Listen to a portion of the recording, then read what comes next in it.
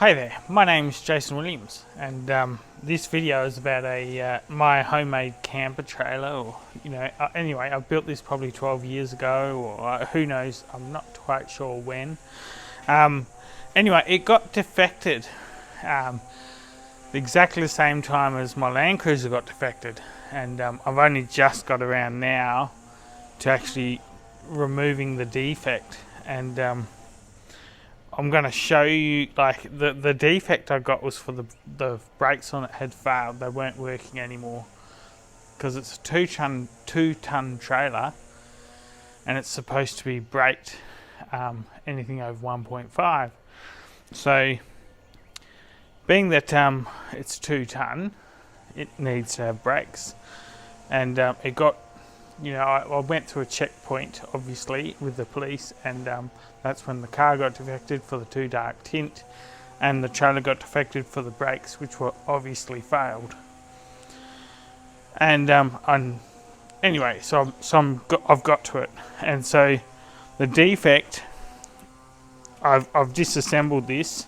The defects was they attached here to the brakes because that was the part that was faulty, and I'm now going to repair and re-register the trailer, get my old number plates back, my old number plate, because I've got to take this somewhere. Like, I'm vastly running out of time, and I've got to take this to a place, and I'm actually going to do some other work to it, I hope so. And I've got to take it, probably 1,600 kilometers away, taking it with me somewhere, and then got to do something else. And anyway, I'll show you, because I've got to since I rebuilt it, I've never done the wheel bearings. I've never had to, and I thought, well, this is a good time to redo all the wheel bearings, a whole lot. So I'll record that and the process for re-regoing it, which is incredibly simple. I've just got to, because it's non-motorized, it's only a towable trailer, I've just got to get it up to scratch. They pass it, and that's it. I'll get my plate back. No engineering needed, not like the Land Cruiser. That was quite a bit of a nightmare. Oh, it wasn't. It was quite easy. It was just a lot of running around. But alright, so I'll show you some of the parts I've got, and then I'll begin. Alright, so these are the new brake calipers in here. There's new seals for the hubs. There's new bearings, inner and outer, and the retainer or the cone, and some new brake lines and P-clamps, and some flaring tools, bending, and new hydraulic brake line.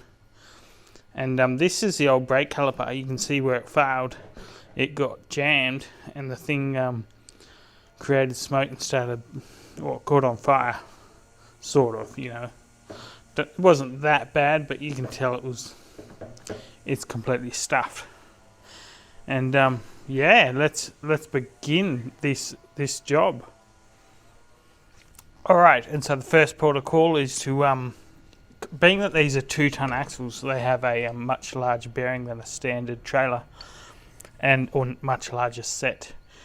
And I've got these screw-on 75mm grease cups, and so before I jack anything up, I need to go to both sides and crack these both loose, which shouldn't be too hard.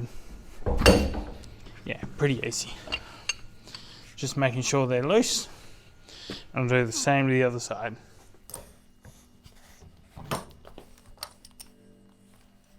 So I'm just going to take my time and do these one at a time.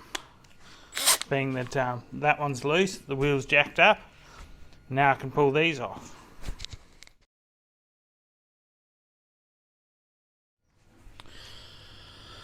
Alright, and we wind this sucker off. Well, so we don't wind, we pull out the pin, fairly basic. Try to bend it straight. And it just comes out the top. I'm not too worried about the condition of this clip because I've got new ones You know, you should always try to replace these. Why not while you're doing it? Just replace any bit that's consumable.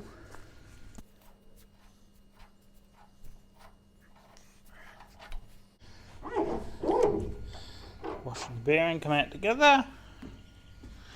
Nice, and that's pretty much it. Hub off. Alright, here comes the really dirty part on the ground. So pulling out the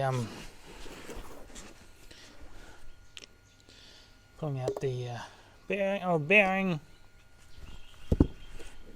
having on a bit of wood is helpful.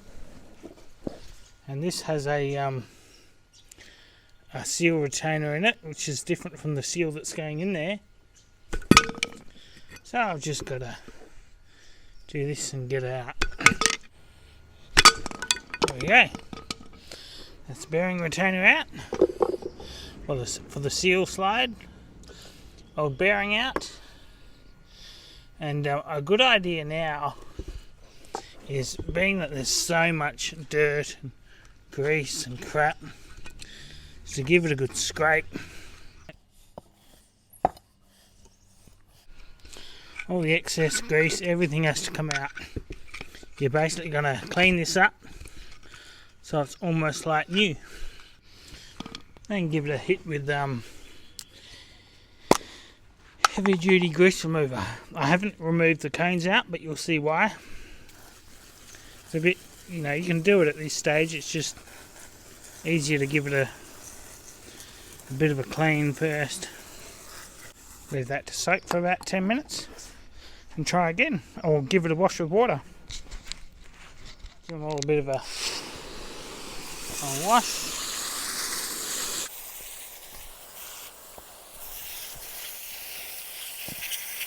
I'll repeat that a couple of times till I'm happy to start disassembling the shells out of the hub. Alright, when you're fairly happy with the preliminary clean, like your first clean, you'll get like use a soft punch. It's not so important removing, but on reassembly these are very important. Soft punch, that is. And so with the punch, you'll just, and they come out quite easy. You'll see there's grooves up inside this hub. There's one here and there's one on the opposite side, which you can slide the end of the chisel down or punch and get to the shell, the bearing shell, or the bearing race, whatever you want to call it. And you can hear that, that's him out. And that's that one out. Turn him up the way. And same thing with these grooves. Not that you will see it much from this one. You know, this is a little bit hard to see. Is in there, it goes in on an angle, and there's still a recess, so I can get the soft punch in there. A little bit trickier, but we'll get there. And one the opposite.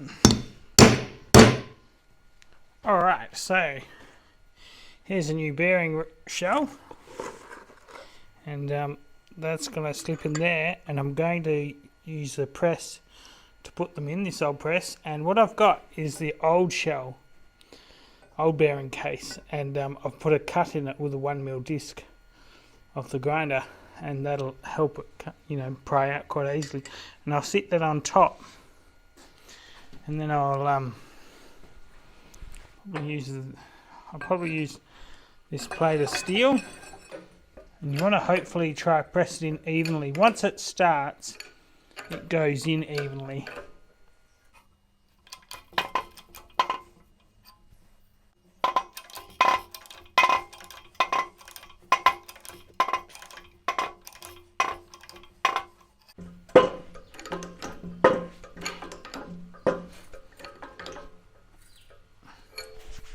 Alright, that's all the way down on this. Alright, and with the other one, same thing. Making sure you're putting it in the right way. and using the other, I've got the other one that's also cut, the other old one for the smaller bearing. I'll be able to use a socket, which is so much nicer.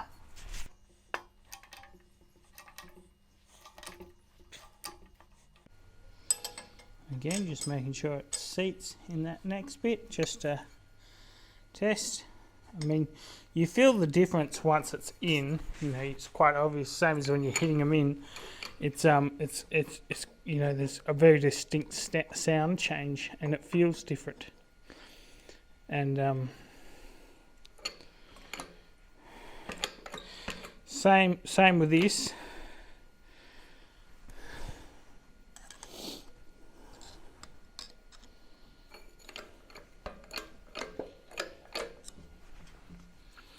And once this is, there we go, a bit more.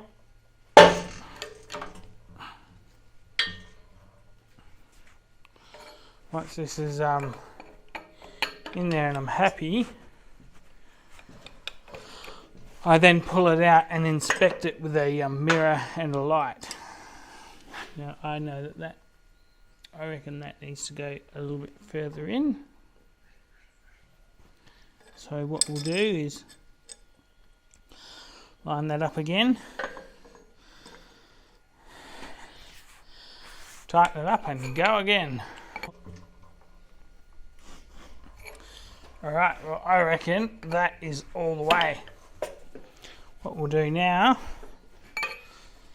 is pull it out and check that it's all the way in there. Shine this light in here. There's this little mirror, and see the very edge of it in there, and that is all the way in. When greasing a wheel bearing, I put a heap in my palm. You should always wear gloves when handling grease. Not that I do all the time, just every now and then I will. And the reason you put it in the palm of your hand is you've got a bit of a cup in your palm, and because you're kneading the grease into the bearing as much though as that you will see it coming through there like that. So you'll do that the whole way around until you're satisfied that you can check on the other side, but you've already wiped grease in there. But yeah, this is fairly standard way to pack bearings. It's how I pack any wheel bearing for anything. Being that everyone has a seemingly different technique, and this is the technique I've used for many years while doing this. And I've never had a bearing fail on the road. Touch wood, right? I've said that, probably will happen now. Alright, and the reason I start with the big wheel bearing first on any of these hubs is because I can put the seal in afterwards, and then that's it. I can put the seal in, flip it over and put the other one in, it doesn't fall out.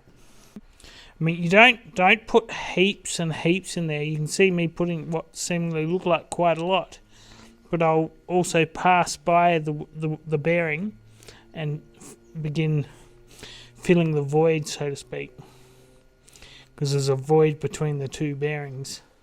Because you don't ever want to pack these tight, but at the same time you don't want them to be a bit cheap on the grease. Bit of a balance, but as long as you're not packing it into the wells and into the voids tightly, or filling the grease up that grease is oozing out of a seal, you're fine. So I can't flip it over yet. I need to put the seal in, which is this guy. And to put that in, quite often I'll just use a small soft hammer like this, and I'll work my way around. You'll feel it get started. Or sometimes I'll use the press, and I might use the press just because it's there and it's set up. Alright, and so when using a press to seat that in, be mindful to be very gentle. It goes into the bearing until you see it thoroughly coming out the other side through this little gap. Alright, that's that one greased. I'll put a bit of grease in here as well. Not huge amounts because the nut fills up this cap quite a bit. Just, yeah, like that. And that's ready to assemble. I'll rip the seal off because I have a new one. I'll give that a thorough clean up and then start reassembling this hub. Alright, with that hub assembled, bearings in, seals in, everything's there. Make sure this is thoroughly cleaned, and then we can put this on gently.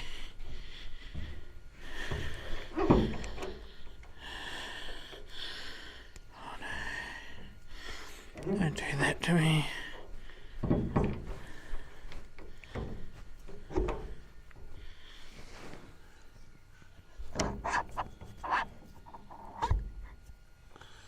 That's all the way on.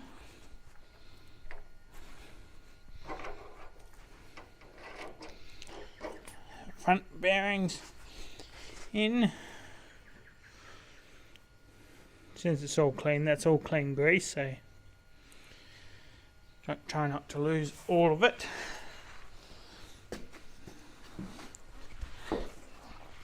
And these couple of bits, the retaining washer. You can see it's been running on the bearing on there and sliding on the nut on there, so we put it in the same order.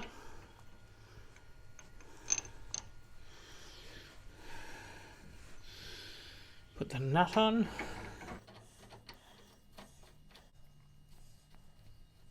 You know, you'll constantly check that is it located all the way. You know, you'll go over and over and you'll rotate it a few times, making sure everything's exactly where it should be. Even giving it a bit of a wriggle, a couple of rotations. Put a large spanner on it. Not that you're doing this up really tight. You're just, you know, giving it a little, tiny little bit of tension and rotating it backwards and forwards.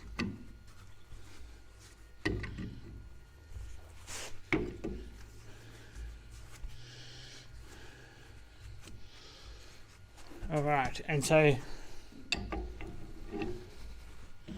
checking preload on bearings. Everyone has a difference of opinion with this. Being that this is a trailer, it's not nearly as important.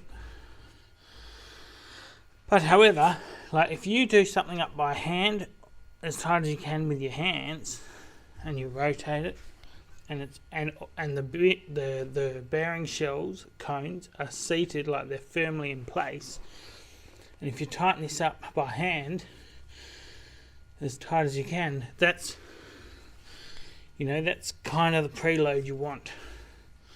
You don't want it to be overly tight. That's the last thing, because they get hot and they push their grease out really quick.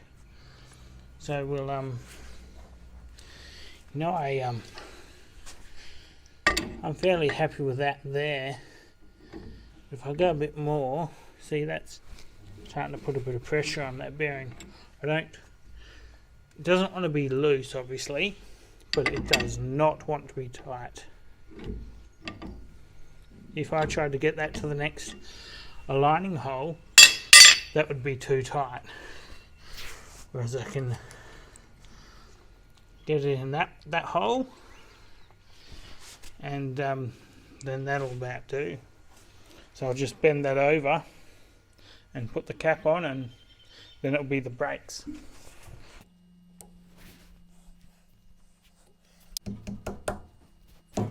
I'll put a bit of grease in the end of there, and I'll chuck the grease cap on, making sure the grease cap does not foul on anything.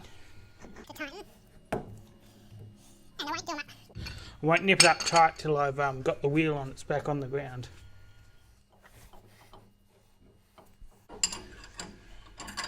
Make sure you do these up nice and tight. And with this done, I better get on the other side. I won't record the opposite side because it's the same process as this one. All right. After this, it'll just be setting up the brakes. So here, in my usual fashion, I get anti-seize and put on the wheel studs, whack the wheel on, and tighten up the wheel nuts so that I can let the weight down off the trailer and tighten up the bearing cup, the 75mm bearing cup.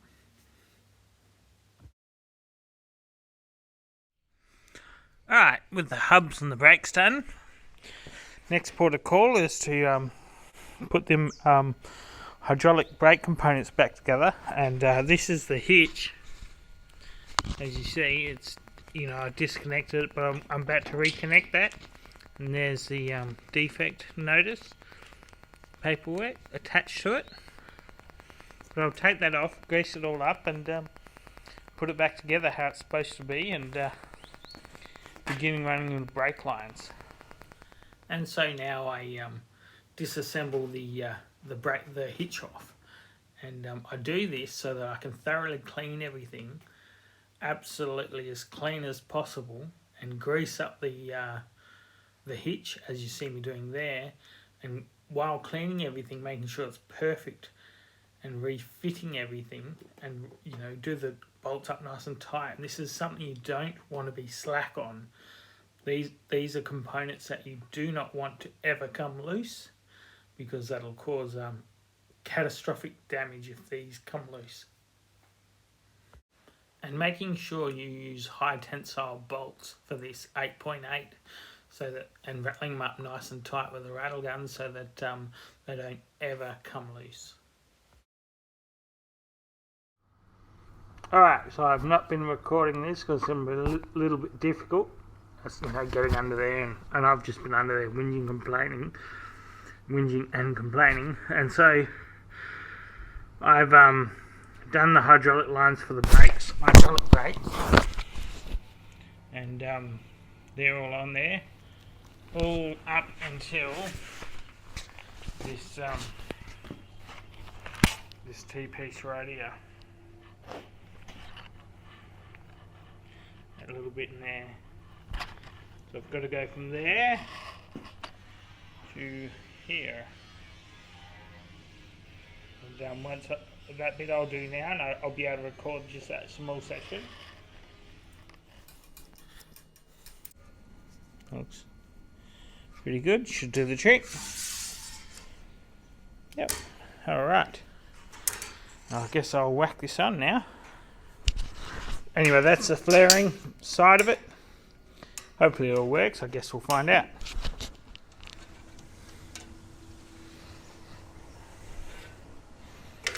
Just got to bend it so I can get it kind of around here. Dodging that. Need to dodge this, make sure I'm not in the way of the handle. And it's going to clamp along the top of the drawbar here.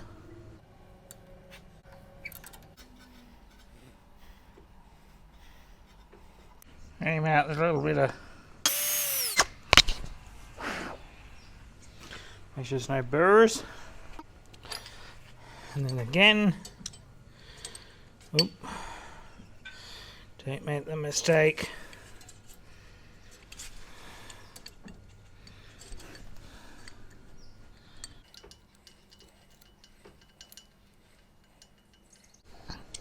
Being gentle with this, just making sure you line all the parts up. Just making sure it looks like it's done the job.